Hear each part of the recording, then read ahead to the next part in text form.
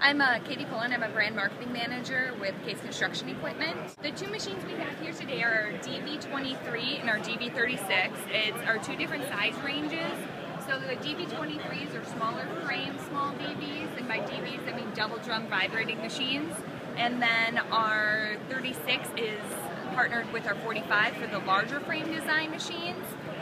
You can notice the difference with the heights, the widths on them, everything. So depending on the construction project that you're working on, the smaller DVs, you're going to see more of the driveways. The smaller projects, they do more of the finishing rolling. The larger DVs sometimes do the finishing rolling on some larger road projects. Within town, you even see them on some sides of freeways working on the final edging passes and some of the frontage roads on and off ramps, those different kind of things. The first thing I'd like to talk about is the service access on these machines. As you can see, we have a nice fully flip-up hood that covers our Yanmar engine. It's a Tier 4 interim design, but all your service points are located on one side of the machine. You can see where you are with all your fill ports. You can check all your filters on this side, and this is the same side that has the handle on it, so you're able to get full access to it. The next thing about the machine is that it's an excellent performance. So we do have tightly tucked in eccentric motors and drive motors.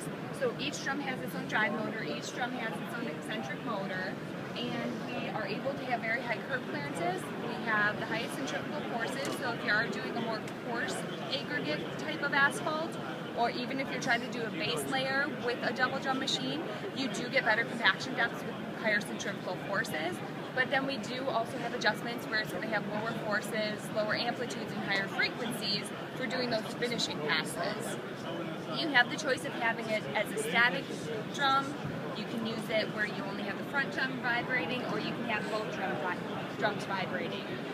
With the design of the machine, it's very comfortable and very intuitive for operators.